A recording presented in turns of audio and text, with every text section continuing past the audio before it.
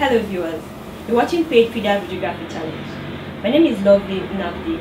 On this episode, we have Shareefah Andu, the founder of Arabel Nigeria. It's a pleasure having you here, man. Thank you very much. Tell us about yourself. I'm Shareefah Abiola Andu. And Shareefah means the noble one. So that actually encapsulates what I think about myself and how I take life. That I have to be noble, I have to do noble deeds, I have to always bring my best foot forward. Just because of the name. So a name actually goes very, very far. And I just leave my name, Shareefah. How was growing up, man? Growing up was fun. I was actually born in Kumasi in Ghana in 1962. After a long spell, my mother was married for about 12 years before she had me. So I was a very favored child. So growing up was fun. I had practically everything that I needed, but I was never ever made to lose my humility. I had a lot of things, but I was so humble. I was taught to be humble, I was taught to be respectful, I was taught to be hardworking, and all of those things actually play in my life today. With a master's in banking, we know you've had your banking career. What made you leave banking? When I started, I read sociology for my first degree. Okay. As a matter of fact, from Unilag. I finished in 1984. And I wanted to be a journalist. I wanted to do something that is in the arts. So I was a journalist for about 2-3 years. But after some time, journalism wasn't really paying. So I said, okay, the job that is next, or that's most paying that was most paying at that period, was banking. So I went into banking, and I am always very, very detailed.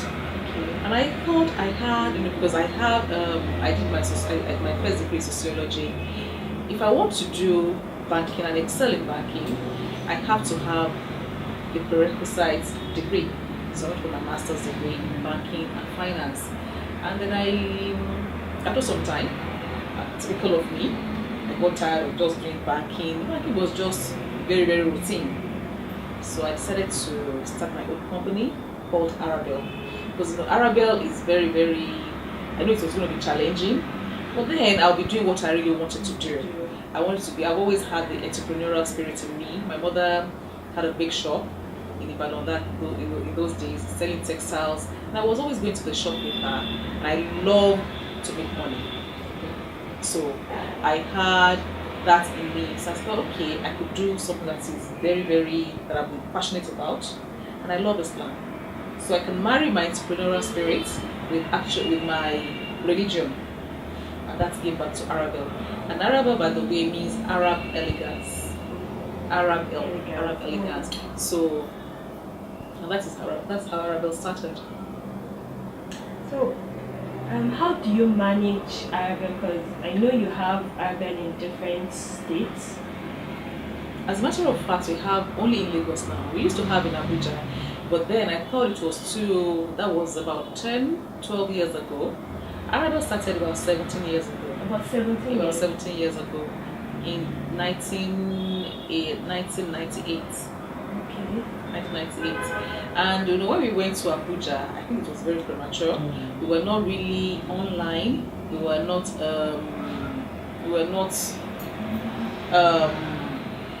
really electronic, so to say. So it was difficult for me to manage a branch here in Lagos and a branch in Abuja. But now, all our branches, we have 3 branches in Lagos, in Ikeja, in Surulere, and in Lekki Phase 1. And that we're online real time. So it's easy for me to manage those 3 branches. And if I want to now have other branches outside of Lagos, it will be very easy. And basically what we do in Arabel is to sell high quality Islamic materials, from books to decorations to clothing. But lately, or along the line, I thought buying and selling, that I always love to do, was not getting me that much satisfaction. It wasn't intellectually stimulating. Everybody could do buying and selling. So I went into writing, into publishing. So I also have Arabel Publishing House, and there we print. I write. We do daily devotional, living in the light of Allah, other books. A lot of them, effective prayer, Ramadan prayer book, living in the for His Rahmah, and a lot of them. So we do publishing, and lately, knowing my spirit, always very restless, I thought, okay, we always import all our materials, all our caps and clothing. Why don't I have a factory here in Nigeria that can manufacture turbans? And so I started manufacturing my turbans, and I have a brand called the Princess Aisha Turban range, and it's actually a luxury item. It's actually one of those things that you aspire to have, because our caps are very good, high quality, durable, and the price is just very right for what we do. Well, you said you started in 1989. Back then you didn't have so many Islamic shops. So what were the challenges you faced when you started? How were you able to break into the market? When I started, it was like an untapped territory. Nobody was doing it, like you said. Yes. People have always sold Islamic things, sell books, sell clothing, sell tasbih, but not like have everything in a departmental store form. Like you have everything under one roof, and you have it like it's like an Islamic supermarket, so to say. So when I started, it was, you would think it would be challenging. It was actually very, very welcome. Everybody wanted to have a piece of what we do. It was novel. So people loved to come to the shop, and that was very, very encouraging, because I'm very practical. I'm not. I don't just do things and regret. So what I did was, I was still in the bank, and I had a test run for about 6 months. The shop was on, and I was still in the bank. So after I saw that, the how do I put it now? The response was positive. I was able to leave the bank and then face it full time. And then people just took it out of my hand. I wanted a small shop that I don't sell Islamic materials, and it became me, to the glory of God. So the challenges will be challenges that every business person will have, not peculiar to what I do. And that's a staff problem, regulatory authorities, multiple taxes. Federal government is taxing you, local government is taxing you, state government is doing all of those, but basically we're surviving and we're doing good. So what are your biggest influences, or what influenced you into what you are today? I always talk that my mother is a very strong influence on me. She is very, very strong. I lost my father when I was 5 years old. So she's been my father, my mother, my friend, my best friend, and everything. And she taught me a lot. She taught me to be religious, to be strong. And after waiting to have a child for 12 years, for 4 years after I came, she didn't have any other child until she had my sister. So we're just 2 girls. And she thought, these are 2 girls, they can do anything. So she taught us to be the best we can be. She taught us to be strong, to have a spirit of I can do it. For us, there is nothing that we can't do. If I put my mind on something that I want to achieve this, I pray and I go forward and I achieve it. So she's been a very strong influence in my life, my mother. Tell us about your writing career and what inspired you. I've always loved the arts. I read a lot, and I write. And a lot of times when when I get moody or get into some personal issues, I'm a very private person, so I don't talk to people. I don't have many people that I can talk to. So what I do is I pick my pen and my book or my exercise book, and I just keep writing, and I write everything, pour my heart out, and I feel better. So I know I can write, and I'm very, very imaginative. So writing like a therapy. It is actually therapeutic for me. So I write and I just get everything out. So I thought, okay, I I write very well. So I can like this is for Israma, for example. And I just thought, okay, what can I do? And I started writing. I thought, okay, yeah, this looks very nice. And I just keep writing. Writing can be very challenging. I remember there was a night, an experience I would like to just share. Okay. There was a night I was writing because I do the daily devotional. Before it's it's a daily thing. It's a daily devotional. So I'm always under pressure, back to back, to produce the next edition. And this particular day, I was actually in a fix and I had to write. So I was writing on my bed, and there was no light. But I knew I needed to write, and my generator for some reason packed up. So I was writing with a candle, and I was on my bed writing. I think maybe I was like lying down a little bit writing. It was in the middle of the night, like about 2 a.m. and I heard a sound. I was like, so I stopped what I was writing and I looked. Nothing was there. And I moved like that. The sound was following me. Moved like that. Before I knew it, my hair was actually on fire. I was like, oh my god. So those kind of things, I still remember them vividly, that these are the prices I've paid for writing or for my dream. But after that, I felt like, why was I doing this? Do I really need to do this? But at the end of the day, when the publication came out for that month, and people were like, this is wonderful, you're doing a lot of things in our lives, you are impacting our lives, I forget all the things I go through. So it can be very painful, but after that, the reward is always very wonderful. Well, thank God the hair didn't go. And thank God I cover my hair all the time, so even if it burns a little, nobody will know that it's burnt. So Mrs. Shareefah, tell us your philosophy of life. Humanity. I believe we can't live in isolation. Yes. And I have a genuine love for people. I just didn't say love, a genuine love for people. I read a book of by Dalai Lama, Okay. the Buddhist, the monk, the Tibetan Buddhist monk, and he said, this dress that I'm wearing, I don't know who planted the seed to get the cotton out. Some people planted the seed. Some people in another country turned it into yarn.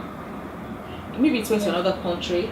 Somebody has turned it into fabric. Yeah. Some people planted the fruits or something for the dye, and some people have sewn it. Some people have plaited the boxing. So in what just this jacket, maybe 1,000 people have worked on it. I don't even know where they are, and they're making life easy for us. So why? And I don't even know if I'm hurting somebody, maybe to be the child of one of the people that have helped me to live a good life. So I don't.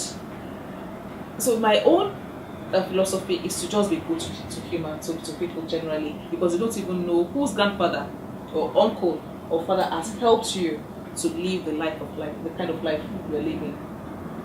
So you've been involved in a lot of charity work. Tell us about that. My charity work is not like structured. Okay. Like I have an orphanage that I take care of for the children there. No, but I talk to people. I mentor people. For example, in my factory where we manufacture our cars, we have 2 deaf people, and they're doing fantastically well. Wow. They're doing fantastically well. I met one of them in the mosque, and she said she was actually, when they have these envelopes asking for money, and I said, I made a sign to her. I said, why are you begging for money? I said, no work. She just knows that there's no work. I said, but if I give you a job, will you work? She said, yes. So the following Monday, that was on Friday, the following Monday when she was coming, she came with a friend, and both of them are working in Arabel now, and they're fantastic. I'm not naturally a patient person. I get agitated fast, but they've taught me how to be patient, because you can't even fight them. Yes. You can't complain so much, because so at the end of the day, I laugh. They taught me how to laugh the more, how to be patient the more, and those are the kind of things I do. Just see people and do my own little bit. Well, you manufacture Turbans. the turbans, yes. So your manufacturing company, what's the size like, and how effective and productive is it? Not very big, but we're very, very productive. About, I think, about 10 people Yeah. from the quarters to And they're all Nigerian. They're all Nigerians. Okay. I've traveled a bit, and when I go everywhere to source my goods, I try to see where they're made from. I want to see the factories, and I've realized that all these so-called factories are small places where they make things. Some are very large, but a lot of them are what we call cottage industries. Okay. Small factories at the back of somebody's house in a big two shops, and I know that a country can never develop without production. Yes. You can't just be buying and you think you can make a headway as a country. So I've always loved production. So my production for factory is small, but we are very detailed. We pay attention to details. We don't compromise on quality, and what we can only do is just to size up Okay. and to scale up. So in the next 5 years, where do you see Arabel? Inshallah. Presently we have 3 branches. In 5 years we should have 5 branches, at least 5 branches outside, no, maybe 2 outside Lagos. And then the factory, which is my new baby now, which I want it to grow so much that we'll be able to, not just to sell to Nigeria, we want to see a presidential turban in Selfridges in UK. We want to see it in Ghana, we want to see it everywhere. So we're trying to see how we can do it and to be so internationally acceptable. Internationally, so that's what I'm working on. So in 5 years' time, we're looking out to see a presidential turban in Selfridges at least. Okay. And how do you manage your busy schedule to balance life and family and work? Sometimes when I walk, I think, am I trying to commit suicide? It is that bad because I realize I work Monday to Sunday. Okay. I work extra hours, but for me that's the only thing I know how to do, to work very hard. Unfortunately, my youngest child is 26, so I don't have any baby to say, oh, I'm looking after this. I know, so I'm very lucky. They are grown, so they do their own things, and I do my business. So I put a lot of energy into it, and I still find time for my people, for my mother, for my children, for my family, for friends, and because Arabel for me is not really work. Arabel is a hobby. So in my hobby, I'm making money from there. So it's I'm enjoying it. So I can decide not to come to the office today and give time to my children, or I can decide to come to work even work till 10 o'clock. So it's not like it's structured like that. I just take it as it comes. And you look very pretty having a 26-year-old child as your last born. Did I tell you I was born in 1962? Okay, you never mentioned so that. in a couple of months I'll be 54. Oh, congrats. I think God has been so merciful yes, to me. He has. Alhamdulillah. I watch what I eat. I'm very, very conscious of what I eat. I'm very, very conscious of my health. Okay. I take very good care of myself. I exercise. I should do more of that. But I have a good heart. And I think that is the most important thing. Well, in this era when there's unemployment and all that in the country, what are the words of advice you have to the younger generation who are maybe employed or who look up to you? You know, a lot of times people want to, they want to, maybe I should just say they're not patient enough. Okay. People said, for almost, we started Arabel 18 years ago. We started making caps about 12 years ago. I give to some tailors, they make for me. I have a tailor with one sewing machine, one in my house, my passage. They were making, so like for 10 years, 11 years, we've been making caps. But people just started knowing that we are making caps like a year ago. So we've paid our dues. We have gone through the learning curve. We've worked very, very hard. But now it's like all over the place. There's a turban. People come from everywhere. They want to buy our turban. And if somebody now hears that, so she just started making the turban and the noise is so much. But they wouldn't have known what I've put into it. So I implore people to be patient, to beat their time. But a lot of people now don't want to beat their time. And that is what has to be done. Beat their time and work very hard and be patient. Thank you. So, as a tradition here on PagePedia Videography, we always encourage our guests to challenge a friend or two associates of theirs that we can connect with. So, who would you challenge to us?